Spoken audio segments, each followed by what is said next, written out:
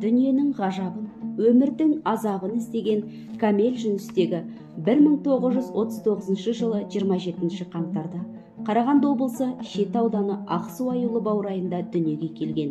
Жазушының зерттеуді ерте бастағанының куәсі мектеп қабырғасында 1953-55 жылдар аралығында жазылған 6-шы дәптері. Ел аузында жазып алған аңыз әңгімелер топтасқан.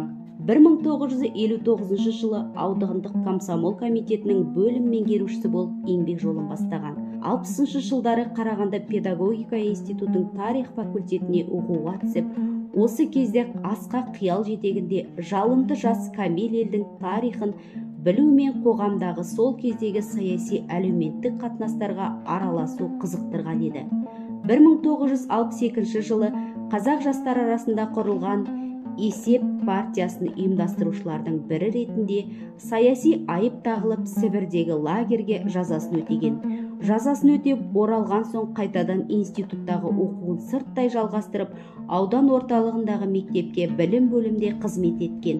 1989 жылдан 1992 жылға дейін аудандық мұражай директоры, 1992-2005 жылдар аралығындағы аудандық Заман газетінің редакторы болып қызмет атқарды. Камел Жүністегі Қазақстан жазушылар одағының басқарма мүшесі, 2012 жылы құрмет орденімен марапатталған. Қазақстан Республикасының мәдениет қайраткері Сәкен Сейфуллин атындағы сыйлықтың иегері атанған. Оның Дос көңілі, Көне хикая, Көксеу, Көксеңгірдің тасында, Соңғы абыз, Ұлы пайғамбар және ұрпақтары, Шырағдан, Қоңыр құлжа, Мөрші, Арманым оттан өрілген, Едіге, Құба белдер шығармалары жарық көрген, және орыс тілінде Важак, сонымен қатар Тар заман спектаклінің авторы. Әуесқой композитор ретінде танымал Арқа самалы, Аяулым, Домбыра, Туған жер, Жаз келді, Жас алаш марш әндерін шығарған. Өлкетанушы ретінде көпшілікке мәлім. Шет өңірінен шыққан ұмыт болған Шортанбай жырау, Зия қажы, Қақпан ақын, Төлеубек, Хасен, Жәкен, Тәшен, Маясар, Сүйетай, Сәрін жіп, Оқ ақындардың шығармашылығын зерттеп, аудандық, облыстық, республикалық басылымдарға жариялады. Қыздарбек, Әбди, Сембек күйшілердің Абылай ханның күйін зерттеуде көп еңбек еткен. Камел Жүністегі өлке тарихын зерттеп, насихаттау ісіне қыруар еңбек сіңіріп келген.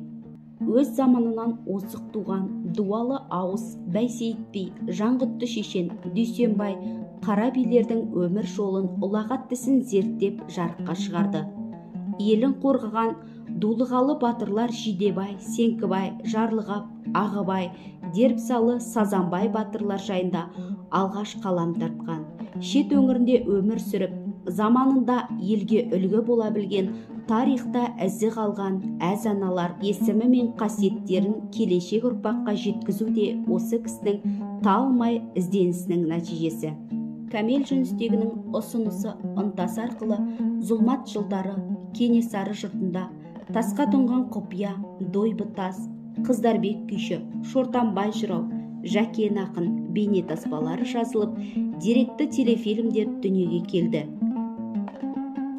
Камел Жүністегі қандай шығарма жазбасын, қандай жиында сөз сөйлемесін, айтар ойының түпкі түйіні ұрпақ тәрбиесі, ұлттық салт дәстүрінің әдет ғұрыптың тиімді тұстарын қазіргі жастардың санасына сіңіріп, имандылыққа, жан тазалығына, биік адамгершілікке шақыру болып табылады.